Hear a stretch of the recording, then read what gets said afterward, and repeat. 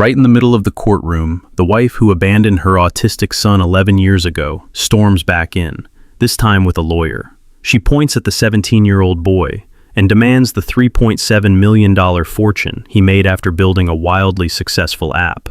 The father goes pale as his own attorney whispers, "We might lose. The old documents still have her name." For a moment, the whole room feels like it's tilting in her favor.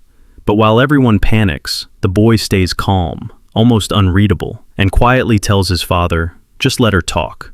As the case unfolds, the father is forced to relive the day she ran off with a younger lover, leaving him to work 2 jobs and raise a child the world called a burden. Yet that same child turned his differences into a gift, an intense focus that helped him create something worth millions. Now the mother claims she supported him, demands custody, and tries to paint the father as unfit. Then she drops proof of money she never sent, and the judge begins to hesitate. The father's heart breaks, until the boy stands up and asks to speak. Because what he's about to reveal will change everything. Subscribe to the channel and turn on notifications. You won't believe the twist that comes next. The lunchbox wouldn't close. Isaiah kept pressing the lid down with both palms, slow and steady, like the pressure itself was calming him. Peanut butter sandwich, apple slices, the same brand of yogurt he'd eaten for years. Routine mattered. It always had. "Try the corner first," I said. He didn't answer, but he shifted his hands and the latch clicked. A small win. He slid the box into his backpack, checked the zipper twice, then held up his phone so I could see the reminder he'd set. School, bus, coding club, home. "Looks right," I told him. We left the house just before 7. Isaiah wore his headphones, not playing music, just blocking the world down to something he could handle. The drive to school was quiet, except for the turn signal and the low hum of tires. He watched the same houses go by, the same dog that always barked at the corner, the same crossing guard who waved like she'd known him his whole life. At the drop-off, he paused a second longer than usual. "You good?" I asked. Isaiah nodded once, eyes fixed on the sidewalk. Then he walked in without looking back. That was another win. People don't understand how hard it is for him to do that. They think it's nothing because it looks simple. I drove straight to Station 14. The guys were already moving around, checking gear, sipping burnt coffee, trading the usual jokes. I'd been a fire captain long enough to know how to keep my face neutral, how to keep my voice level, how to swallow whatever was happening at home and still lead a crew into someone else's emergency. By noon, we'd run 2 calls. Nothing major, but enough to keep my body awake and my mind busy. That's what I liked. Work didn't ask for feelings. It asked for decisions. Around 3, my phone buzzed in my locker. Unknown number. I almost ignored it, but something made me pick up. "This is Darius Coleman," I said. A woman's voice came through, calm and precise. "Mr. Coleman, my name is Maya Richardson.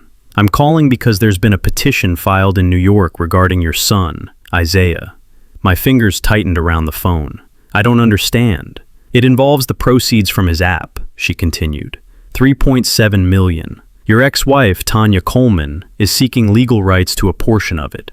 She's also requesting access as a parent and potential guardian. For a second, the station noises faded. I could still see Isaiah at 6 years old, standing in our kitchen, hands over his ears, while Tanya shouted that she didn't sign up for this, then the door slamming, then nothing. 10 years of nothing. "She can't," I said, but it came out like a question. "She's trying," Maya replied. "And because of older paperwork, there's a risk the court takes her seriously. I need you in Manhattan this week."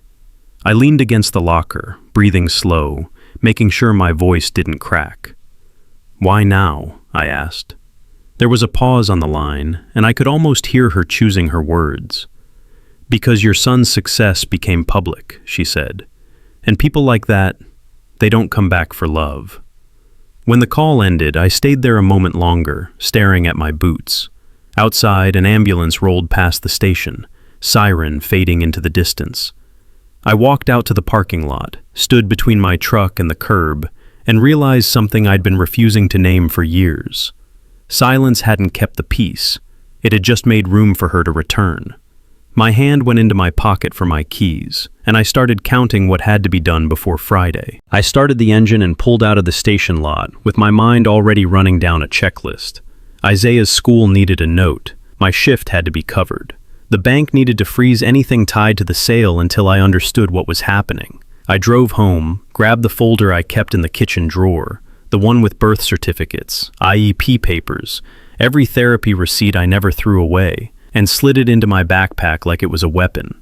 Isaiah sat at the table when I came in, lining up his pencils by length. He looked up once. "Trip?" he asked. "New York," I said. "Just a few days." His fingers paused over the pencils. He reached for his notebook, flipped to a page with his own handwriting, and wrote a question instead of saying it. Why? I didn't have a clean answer. I just told him the truth I could handle. "Your mom filed something," I said.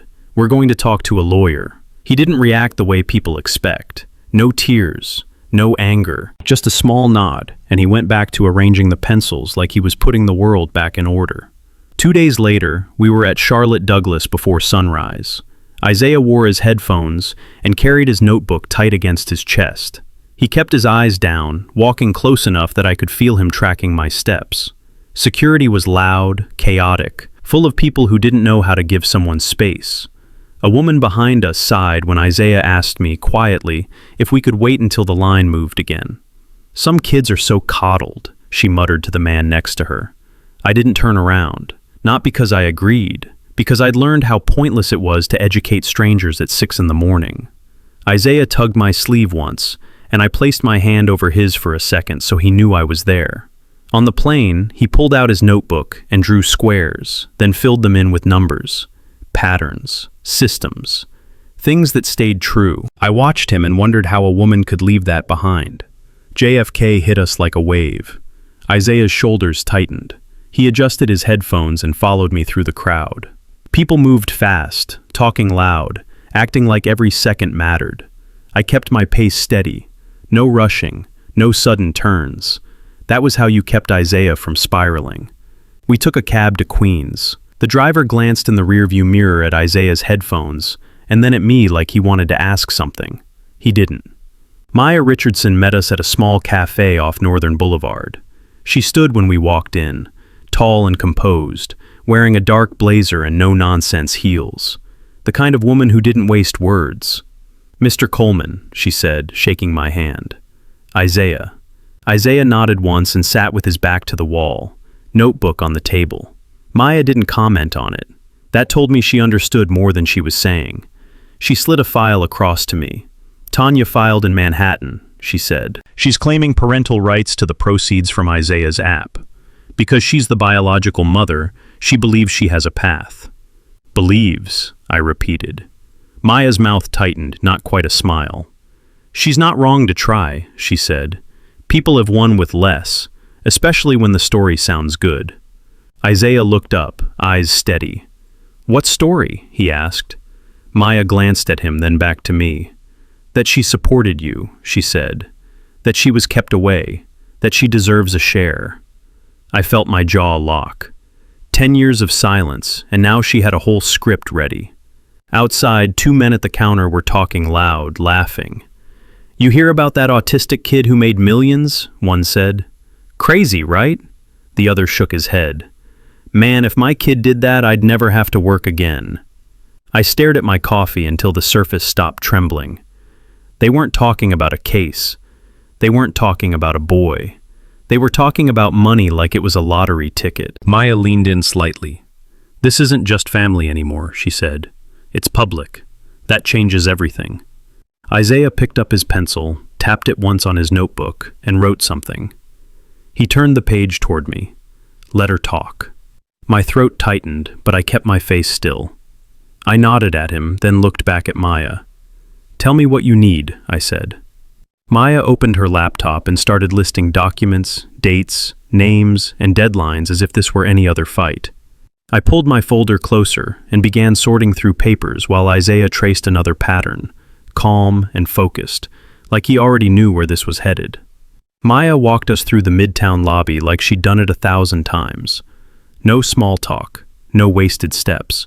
Her office sat on the 22nd floor, all glass walls and quiet voices.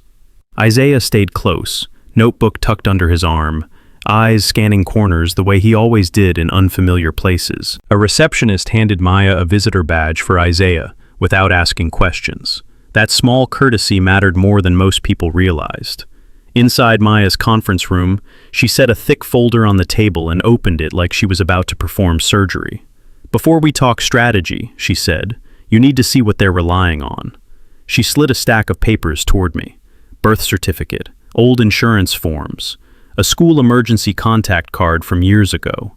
I recognized my handwriting on half of it, but my eyes kept landing on the same thing, Tanya's name. Not just listed as Isaiah's mother, listed as guardian. My throat went dry. The air in the room didn't change, but something inside me did. "That can't be right," I said. Maya didn't argue. She just pointed. "This one is from when Isaiah was 7. This one is 8, she said. Back then, Tanya still had legal standing on paper, even if she disappeared in real life. I stared at the ink like it was a stain I couldn't scrub out. All those years I spent doing the work, doctor visits, therapy sessions, school meetings, nights sitting on the bathroom floor when Isaiah couldn't handle the world. None of it had updated a single line on certain documents unless I forced it to. I'd handled so much by myself that I started believing effort was proof enough. Maya watched my face. "This doesn't mean she wins," she said. "It means she has an opening." Isaiah's pencil tapped once against his notebook. Not nervous, just rhythmic. I swallowed. "How did I miss this?" I asked. Maya leaned back slightly. "You were surviving," she said. "People who are surviving don't think about paperwork until it's used against them." That sentence hit harder than I expected because it was true. I'd been so focused on keeping Isaiah steady that anything outside that lane felt optional. Maya flipped to another page. "Tanya is asking the court to freeze anything connected to the app sale," she said. "If she can slow you down, she can pressure you into a settlement, or force decisions before you're ready." I ran my hands over the papers, smoothing them out even though they were already flat. "What happens if the judge agrees?" I asked. "You lose access," Maya said. "Temporarily. But in this kind of case, temporary can become leverage." Isaiah looked up. "Can she take it?" he asked. Maya didn't talk to him like a child. She kept her voice the same. "She can try," she said, "but trying isn't the same as taking." Isaiah nodded, then wrote something fast. He didn't show it to me yet. Maya pulled out a legal pad and started listing categories. "Here's what we need," she said. "School records showing you as primary parent, therapy documentation, medical appointments, receipts, emails, any proof of day-to-day care. If she was gone for 10 years, we prove that gap with facts, not feelings." I exhaled slowly. Facts I had, facts I'd been living. "My house is full of receipts," I said. "Boxes of them." "Good," Maya replied. "We'll use them." She stood and opened a cabinet, pulled out a large accordion binder, then placed it in front of me like a tool. "Start here," she said. "Dates, names, anything that shows consistency. A judge won't care how angry you are. A judge will care how steady you were." A notification buzzed on my phone. I glanced down. Bank alert. Account access limited pending review. My thumb hovered over the screen, then I turned it toward Maya. "She already did it," I said. Maya's eyes narrowed, but her tone stayed even. "Then we move faster," she said. Isaiah slid his notebook toward me without a word. One line, written clean and sure. "Let her talk." I tucked the phone back into my pocket, pulled the binder closer, and started flipping through the first set of tabs, while Maya began calling offices for records, and Isaiah quietly counted out dates under his breath, like they were numbers he could control. We cleared security at the courthouse and stepped into the hallway with a stack of folders pressed against my chest. Maya moved ahead of us, talking low into her phone, already negotiating with someone before the day even started. Isaiah stayed beside me, shoulders squared, headphones on, notebook in his hand like it belonged there. A clerk called our case number. Maya ended her call and nodded once. "Stay close," she told Isaiah. "If you need a break, you tell your dad." Isaiah didn't answer out loud. He raised 2 fingers, his signal for, "Okay," then followed us into the courtroom. I'd been in enough situations as a fire captain to recognize tension, But a courtroom had its own kind of pressure. No sirens, no smoke, just people waiting to see who flinched first. We took our seats. Maya spread papers across the table in front of her, lining them up with the same precision Isaiah used on his pencils. I sat beside her and kept one hand on Isaiah's backpack strap, not pulling him, just anchoring him. The judge hadn't even settled in when a murmur rolled through the back of the room. Heads turned. A few people shifted in their chairs like something had entered that they hadn't planned for. Then I heard heels. That sound shouldn't have mattered, but it did. It cut through everything. I looked over my shoulder and saw Darius Coleman walking in like she owned the air.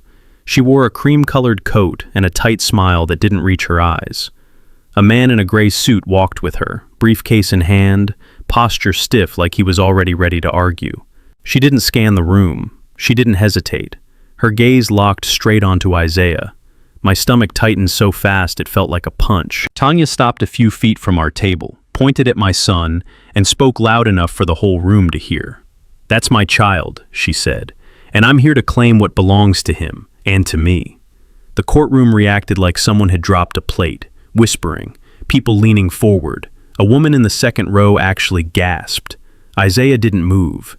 He sat still, eyes on Tanya, face blank in that way people always misread. They called it cold. They called it empty. I knew better. That was Isaiah holding himself together. The judge asked for order. Tanya's lawyer stepped forward, introducing himself with a practiced confidence. He spoke about parental rights, about reunification, about the best interest of the child. Every word sounded polished, like he'd used it on a dozen other families. Maya stood and introduced herself, voice clear, respectful, firm. She didn't mention Tanya's abandonment yet. She stayed inside the lane of procedure, the way you do when you know the other side is waiting for you to lose control. Tanya kept staring at Isaiah, like she was trying to remind him she existed. He didn't blink. Her lawyer handed the judge the first packet of documents. I watched the bailiff carry it up. The judge flipped through, eyes narrowing as he read. My attorney, because Maya had brought in a local counsel for court appearances, leaned in close to my ear. His breath smelled like mint and coffee. "We might lose," he whispered. "The old papers are in her name." My jaw clenched. A pulse thudded in my neck. 10 years of work, and a line of ink from the past could still hand Tanya a weapon. The room felt smaller. My palms dampened. My mind tried to jump ahead to every worst-case scenario. Isaiah being dragged into meetings with her, being forced to speak to someone who left him, money being held up, his stability being shaken because Tanya suddenly wanted a role she never earned. Isaiah turned his head slightly toward me. He didn't remove his headphones. He didn't frown. He didn't ask why. He leaned in until his mouth was close to my ear, voice soft and even, like he was telling me the weather. Just let her talk. I stared at him, trying to understand how he could sound that calm when my chest felt like it was splitting. Maya touched my arm once, quick and grounding, then stepped forward as the judge began asking Tanya's lawyer questions about the request to freeze the funds. I lowered my eyes to the papers in front of me and forced my hands to stop shaking by holding my pen tighter, waiting for my turn to respond while Tanya kept talking like she'd been there all along. Tanya didn't wait for permission to perform. The judge gave her lawyer the floor, and she used every second of it like she'd rehearsed in front of a mirror. Her voice broke on cue. Hands trembled, then pressed to her chest as if she was holding her heart in place. She kept glancing at Isaiah, not with recognition, but with calculation, like she needed the room to believe she'd been missing him all along. "I never stopped loving my son," she said, wiping at tears that didn't seem to change her makeup. "I was sick. I was depressed.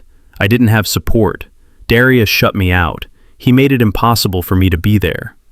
My tongue pressed against the roof of my mouth so I wouldn't speak out of turn. I'd learned that arguing in public never helps. It only gives people a reason to doubt your composure. Her lawyer slid a packet of papers toward the judge. "We have evidence of financial support," he said. "Transfers, messages, proof of intent. Ms. Coleman has tried to maintain a relationship, but Mr. Coleman has controlled access." The judge glanced down at the documents, then up at Tanya. "You're saying you sent money regularly?" he asked. "Yes," she said quickly. "I did what I could. I was struggling, but I always tried. I didn't know how to fight him." That last word, fight, hung in the air and landed on me like a label. A woman behind Tanya shook her head softly, the way people do when they've already decided who the villain is. Someone else leaned toward their neighbor and whispered. I didn't catch the words, but I didn't need to. Their eyes did the talking. Maya rose slowly. Your Honor, she said, we'll respond to each claim with records, medical, educational, financial, and custodial, not stories. Tanya flinched like she'd been slapped, then looked right at me, eyes watery, voice smaller. Darius, she said, as if we were alone. Why are you doing this? I'm his mother. My hands stayed on the table. I didn't give her the satisfaction of a reaction. Isaiah sat still, shoulders tight, headphones on. He stared at the corner of the table, not at her. That restraint wasn't weakness, it was survival. The judge called for a recess to review the request for the temporary freeze. People stood. Chairs scraped. Conversations started immediately, like this was a show that had paused for commercials. In the hallway, Tanya's lawyer brushed past us without looking. Tanya walked a few steps behind, eyes fixed on Isaiah again, trying to catch his attention. Maya stepped between them with a simple shift of her body, not aggressive, just protective. Do not approach him, she said quietly. Tanya's face twisted for half a second before she pulled it back into that wounded expression. I'm not dangerous, she whispered. I just want my baby. Isaiah didn't move. He didn't even blink. His silence frustrated her more than any insult could have. We found a bench near a vending machine. Isaiah pulled out his notebook and wrote a row of numbers, repeating them until his breathing slowed. Maya made 2 calls, her voice clipped, efficient. I watched the courthouse doors and kept my temper on a leash. My phone buzzed. Email. Unknown sender. I opened it and felt my stomach drop again, but this time it wasn't fear. It was something sharper. The first image showed Tanya on a beach in Florida, arm wrapped around a younger man, both of them smiling like life had never asked them to pay for anything. Another photo followed. Tanya in a condo kitchen, marble counters, a glass of wine in her hand. The date stamp was from years ago. Under the photos was a single line. She used to say, if that boy ever makes money, it's my money too. My fingers tightened around the phone until my knuckles ached. Maya noticed the change in my face. What is it? She asked. I handed her the screen. She scanned the message, then looked up at me, expression flat but eyes sharper. This is useful, she said. Not in court by itself, but as a thread. It tells us she's not here for healing. I swallowed, trying to keep my voice steady. So she really planned this, I said. Maya didn't soften it. She smelled money, she replied, and she came hunting. Isaiah looked up from his notebook and watched me for a moment. He didn't ask questions. He didn't need to. He'd been reading people longer than most adults. Maya leaned closer, lowering her voice so only I could hear. You have 2 options, she said. Keep hoping she'll stop or end this the right way. With proof, with boundaries, with the law. I stared down the hallway where Tanya stood laughing softly with her lawyer now that the tears were done, and I felt something settle in my chest, heavy, clear, and final, while Maya opened her laptop and started typing a list of what we were going to subpoena next. Maya's laptop stayed open on the kitchen table like it lived there. The short-term rental in Brooklyn wasn't fancy, but it had enough space for 2 chairs, a stack of folders, and a tired man who refused to lose. I boiled water for instant oatmeal and set a bowl in front of Isaiah. He didn't thank me. He never did. Gratitude wasn't his language. He ate because the routine said he should. Then he wiped the spoon clean, folded the napkin into a neat square, and returned to his laptop. Maya showed up after court with a tote bag full of documents and a second phone she used only for work. You sleep at all? She asked. Some, I said. She gave me a look that said she didn't believe it, then pulled out a legal pad. Tonight we build the timeline, she said. 10 years, no gaps. If Tanya wants to pretend she was present, we make her absence undeniable. I opened the folder I'd carried from home. It looked like junk to anyone else. To me, it was proof of life. Therapy invoices, school lunch account records, notes from teachers about meltdowns and breakthroughs, screenshots of emails I'd sent at midnight asking for accommodations, follow-ups, meetings, anything to keep Isaiah from getting labeled as a problem. Maya typed while I read out loud. October 2015, Occupational therapy, weekly, I said. Keep going, she replied. March 2017, IEP meeting, I added. No Tanya listed, no signature. Maya's fingers moved fast. In the corner, Isaiah clicked through folders on his screen. He wasn't browsing aimlessly. He moved like he had a map in his head. He opened payment logs from the app's early subscription days, then pulled up bank statements, then a spreadsheet with dates and transaction IDs. Every time Maya asked a question, he answered with a file name instead of a sentence. Did your mom ever send money? Maya asked him once. Isaiah didn't speak. He opened a folder labeled Support Claims, then inside it another file. None. He turned the laptop slightly so she could see. Maya's mouth tightened. All right, she said. That's clean. Around midnight, my phone buzzed. One message. No number attached. Don't make this messy. Take the deal. I stared at the screen for a long moment, then set the phone down without replying.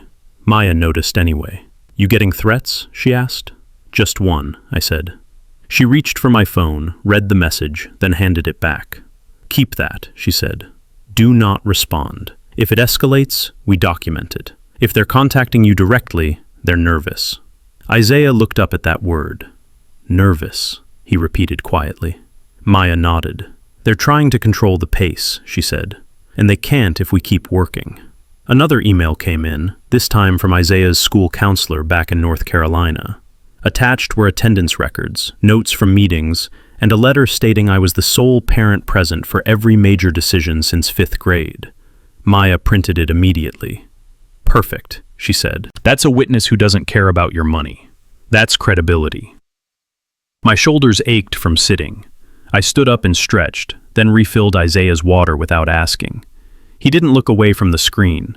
His fingers hovered over the keyboard, then typed a line of code, paused, deleted it, typed again.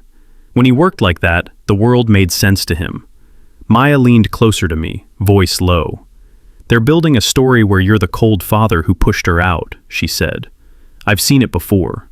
Next step is usually an accusation. Emotional abuse, isolation, controlling behavior. Something that sounds believable to people who don't know you. A short laugh escaped me, not because it was funny. I spent 10 years keeping my son calm, I said. I don't even raise my voice. That can be twisted too, Maya replied. They'll call it intimidation. They'll call your quiet threatening. I rubbed my face with both hands, then forced them back to work. Bills didn't care how tired I was. Court didn't care how unfair it felt. Isaiah's laptop chimed softly. He opened a new file and highlighted a line, then pointed at the screen. What is it? I asked. He slid the laptop toward me. A log entry, a timestamp, a note attached to the payment system from the day the app's buyout offer was accepted. No changes to beneficiary without verified consent. Maya leaned in and read it, then exhaled through her nose like she'd been waiting for that exact sentence. That, she said, tapping the line, is a door she can't walk through. Isaiah went back to typing, and Maya opened a new document on her laptop labeled Exhibit List, while I sorted the next stack of receipts by year and wrote the dates on sticky notes so we wouldn't lose a single thread. Maya handed me a mint as we walked into the courtroom again. Chew it, she said. Keeps you from talking when you shouldn't. I took it, more because I trusted her than because I wanted candy before a hearing. Isaiah followed a step behind, headphones on, gaze fixed on the floor pattern. He didn't like the echo in that building. Too many shoes, too many voices, too many rules that changed depending on who had power. Tanya was already seated when we entered, same coat, same soft expression. She looked smaller on purpose, like she wanted to fit inside a story where she'd been wronged. Her lawyer stood first. Your Honor, he began, we have documentation of ongoing support and attempts at contact. We also have concerns about Mr. Coleman's controlling behavior, which has interfered with Ms. Coleman's parental relationship. He reached into his briefcase and produced sheets of paper printed in color. Bank transfers, dates, amounts. It looked official from a distance. Tanya dabbed her eyes with a tissue and stared at Isaiah like she was watching a long-lost baby on a hospital monitor. Then the lawyer called a man to the stand. Mid-30s, clean haircut, button-down shirt, the kind of face people trust because it looks ordinary. He raised his right hand, swore to tell the truth, then sat and folded his hands like he was about to read a bedtime story. "My name is Darren Pike," he said. "I've been Tanya's friend for years." He said friend the way a person says family. Darren looked at the judge, then glanced at me like he wanted me to feel seen. "I've witnessed Darius isolate Tanya," he said. "He controlled access. He made her feel unsafe. When she tried to see Isaiah, he'd threaten to call the police. He'd say she was unstable. He used her depression against her." My jaw tightened so hard my teeth ached. That was the kind of lie that didn't need details. It only needed a tone, a pause, a sympathetic judge. Maya didn't shift. She just wrote. Pen moving, face calm, eyes sharp. The judge leaned forward, scanning the transfer documents again. "Mr. Coleman," he said, "you're telling this court Ms. Coleman has provided no support at all?" "That's what I'm saying," I answered. My voice stayed level, but my stomach turned. "And we have records." The judge nodded slowly, but his eyes didn't settle. "I'm going to issue a temporary order," he said. "Ms. Coleman will have access to information regarding the proceeds while we review full documentation. No withdrawals, no spending, just access." Tanya's shoulders sagged with relief. Her lawyer placed a hand on her back, gentle, like he'd just saved a widow. I didn't move at first. Access. That word sounded harmless until you lived through people who took everything by inches. Maya touched my arm once, subtle, and I stood when she stood. We gathered our papers and left without looking at Tanya. In the hallway, my hands shook. Not fear, not sadness. Anger held back so long it started leaking out through my fingers. A part of me wanted to turn around, walk right up to that man on the stand, and ask him what it cost to sell his mouth. Another part wanted to yell Tanya's name until it bounced off the marble walls and embarrassed her into silence. Instead, I followed Maya to a quiet corner near the elevators. "Breathe," she said. I did. Slow. Through my nose, out through my mouth. Like I was trying to keep Isaiah calm, except Isaiah wasn't the one losing control. Maya opened the folder Tanya's lawyer had submitted and flipped to the first transfer page. "Look here," she said, tapping with her pen. "Routing number doesn't match the bank name, and this timestamp format is wrong for this institution." My anger tightened into focus. That was something I could use. She turned another page. "This one claims she sent money in 2019, she said, "but the account it sent from wasn't opened until 2021. I stared at the numbers until they stopped being ink and became a trail. Maya continued, voice steady. "They printed these in color to make them feel real," she said. "But whoever made them didn't understand how financial documents actually look." Isaiah stood a few feet away, writing in his notebook, calm and unbothered. He glanced over once, saw me watching, and lifted his chin slightly like he was reminding me to stay on task. Maya slid a legal pad toward me. "I need you to write down every time Tanya contacted Isaiah in the last decade," she said. "Calls, emails, cards, anything." I took the pen. My hand stopped shaking the moment the tip touched paper. Behind us, Tanya laughed softly with her lawyer and that so-called friend. Their voices light as if they'd just won a game. Maya leaned in. "We'll subpoena the bank records," she said. "We'll pin down Darren Pike's relationship to her. And when we go back in there, we don't argue. We prove." I nodded, writing the first date I knew for sure. None. Then the second. None. Then the third. None. The page filled with absence, and Maya started drafting motions while I kept my head down and let the facts do what my anger couldn't. Maya set her phone on speaker on the kitchen table and hit record. "State your name for the record," she said. A woman's voice answered, careful and slightly nervous. "Angela Watkins." "And where did you work, Ms. Watkins?" Maya asked. "At Bright Steps Therapy in Charlotte," the woman said. "I was the front desk receptionist for 6 years." I sat with my elbows on the table, listening like my life depended on it, because it did. Isaiah sat across from me, laptop open, hands folded in his lap while he waited. He didn't interrupt. He never did when he knew something important was happening. Maya kept her tone calm. "Do you recognize Tanya Coleman?" she asked. A pause. "Yes," Angela said. "I remember her." My stomach tightened. I hadn't told Angela to say that. I hadn't coached her. Maya hadn't either, which meant this was real. "Tell me what you remember," Maya said. Angela exhaled. We had paperwork, she began. Consent forms, updates, emergency contacts.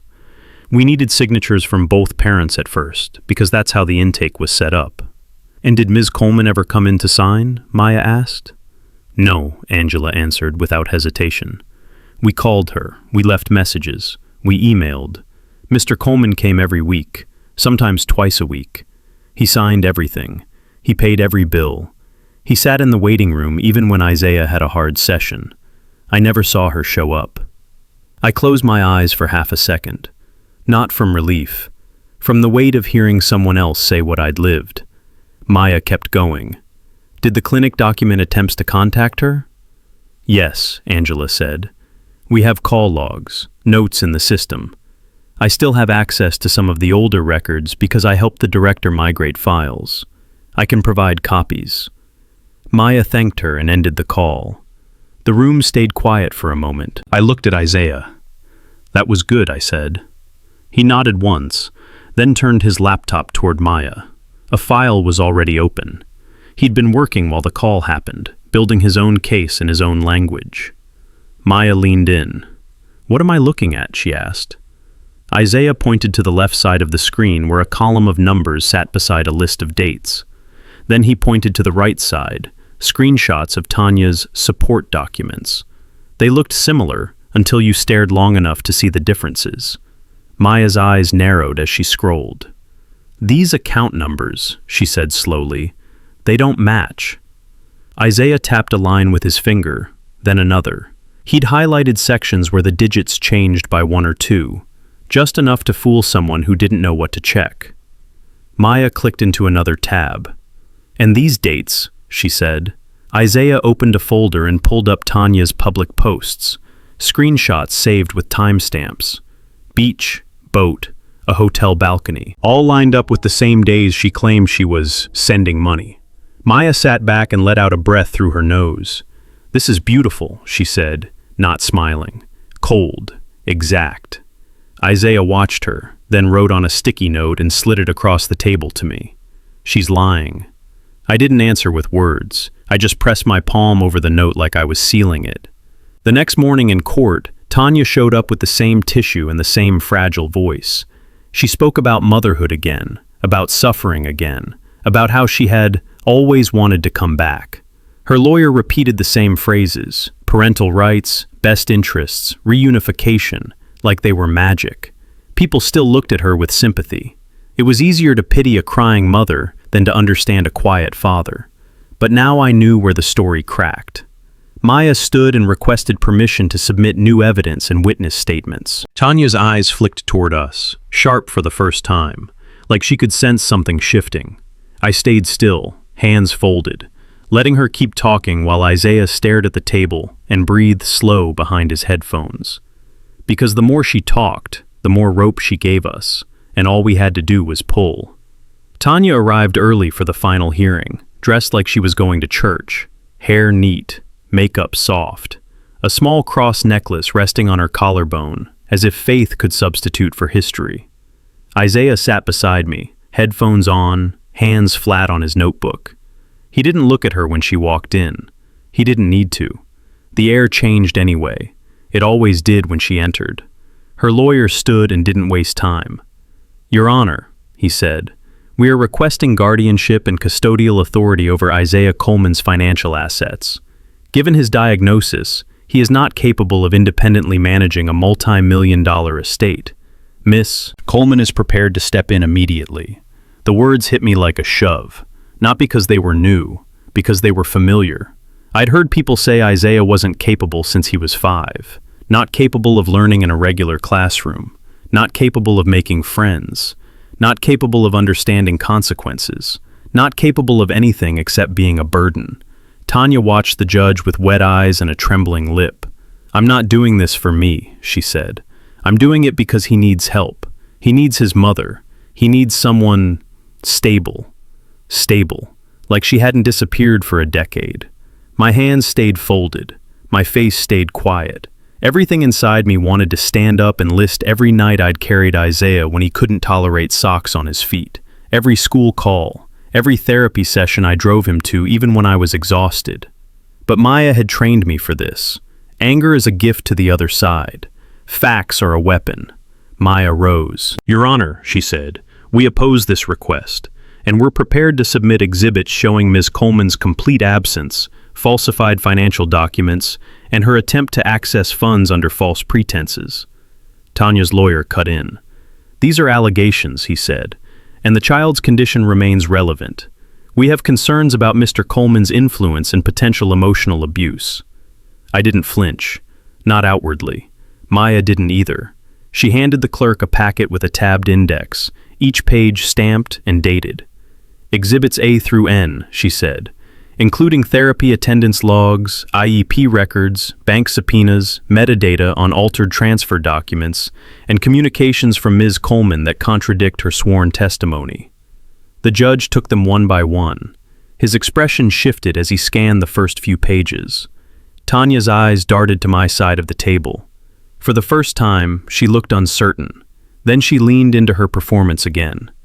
"I was sick," she said. "I was scared. I didn't know how to come back. Darius, he made me feel like I couldn't." Maya held up a hand. "Permission to call Isaiah Coleman," she said. Tanya's head snapped toward her. "What?" she blurted. Isaiah lifted his headphones off one ear and looked at the judge. "I want to speak," he said. His voice came out even, not loud, not pleading, just clear. The courtroom went quiet in a way I hadn't heard before. People weren't whispering now. They were listening. The judge nodded. "You may," he said. Isaiah stood slowly, shoulders tight but steady. He didn't stare at Tanya. He didn't ask her for anything. He walked up with his notebook and a thin folder Maya had prepared, and he placed it on the clerk's table with both hands, careful and precise. Then he spoke in short sentences, the way he always did when something mattered. "My dad took me to therapy," he said. "Every week, for years." He looked at the judge, not the room. My mom did not. Tanya shook her head, mouth open like she was about to cry louder. Isaiah didn't react. He opened the folder and slid out a page of printed data, account numbers, dates, mismatched routing codes, and a comparison chart. Maya had told me he made it himself, clean enough for a court to understand. "These transfers are fake," Isaiah said. "The numbers are edited. The dates match her vacation posts." A murmur ran through the room again, but this time it wasn't sympathy. It was shock. Tanya's lawyer stood. "Objection," he said. "He's not qualified to—" Isaiah didn't stop. He turned another page. "This is a message from her," he said. Maya had warned me that Isaiah wanted indicating the messages. I'd agreed, though it felt like swallowing glass. Isaiah read one line aloud, voice flat. "You're broken. I can't do this." The words landed and stayed there. No music, no drama, just a sentence a mother had written, now sitting in front of a judge. Tanya's face drained of color. Isaiah turned to the last document. "This agreement," he said, "locks the money. It can't go to someone who abandoned me. It says that." He didn't smile. He didn't glare. He simply pointed to the clause Maya had highlighted. The judge leaned closer, reading. His jaw tightened. Tanya tried to speak, but her voice didn't come out at first. When it did, it sounded thin. That's not what I meant," she said. No one answered her. Isaiah put his headphones back on, walked back to our table, and sat down like he'd just finished a math problem. Maya collected the exhibits with the clerk. I kept my eyes on the judge as he flipped through the pages again. Slower now, careful, as if he realized the story he'd been offered wasn't just emotional, it was engineered. The judge didn't raise his voice when he ruled. He didn't need to. His words came out measured, almost tired, like he'd seen too many families try to rewrite the past with paperwork and tears. "Miss Coleman's petition is denied," he said. "Her request for guardianship is denied. Her access to the proceeds is denied." Tanya's lawyer leaned toward her and whispered fast, but she didn't listen. She stared forward, eyes wide, mouth slightly open, as if the room had turned into something unfamiliar. The judge kept going. "Given the inconsistencies in the submitted financial documents and the nature of the testimony," he said, "I am referring this matter for further review." He looked down at the exhibits again. "There are potential issues of falsification and perjury," he added. Tanya finally moved. She shook her head hard, almost violently, as if she could shake the ruling loose. "That's not fair," she said, voice loud now, raw. "I'm his mother." The judge didn't respond to that line. He'd already answered it with the only thing that mattered, consequences. Maya touched my elbow. "Let's go," she said. I didn't look at Tanya, not because I was afraid of her, because she didn't get any more of my attention than she'd earned. Isaiah stood up without being told. He pulled his backpack on, adjusted the strap, and slid his headphones fully over his ears. He didn't glance back either. He walked out like he'd walked out of school every day. Quiet, steady, done. In the hallway, Tanya's voice rose behind us, arguing with her lawyer, snapping at him like he was suddenly the one who failed her. "Fix it," she demanded. "Do something." Maya didn't slow down. She guided us past the crowd, past the reporters who had been waiting, past the curious strangers who wanted to see what an autistic millionaire looked like. A microphone lifted toward me. Someone called my name. I kept walking. Outside, the air bit at my face. Isaiah's shoulders tightened for a moment. Then he reached into his pocket and pulled out his notebook. He wrote something with quick strokes and showed it to me as we crossed the street. "Done." I nodded once. We walked a few blocks without talking. Isaiah liked walking after stress. It helped his body settle. We passed a row of shops and a small bakery with a line out the door. He stopped, glanced at the display case, then pointed. "Chocolate croissant." I stepped inside, paid cash, and handed him the warm bag. He held it carefully like it was fragile. That was Isaiah. He treated small things with more respect than Tanya ever treated him. Back at the hotel, he ate at the desk, folded the wrapper, and set it beside the trash instead of tossing it. Then he showered, put on the same gray t-shirt he liked, and climbed into bed with his headphones on, not playing anything, just letting the pressure around his ears keep him anchored. Maya texted once. "Case closed. I'll email the documents tomorrow." I typed back a simple thank you and set my phone down. Isaiah's breathing slowed. His eyes fluttered, then closed. I sat by the window, looking out at the city lights that didn't care who won or lost. My hands rested on my knees. No shaking now, no clenched jaw, just quiet. I stayed there until the traffic sound softened and Isaiah's sleep deepened. And then I reached for the folded court order in my bag and read it one more time. Not for reassurance, but because my mind needed to see the truth in black and white.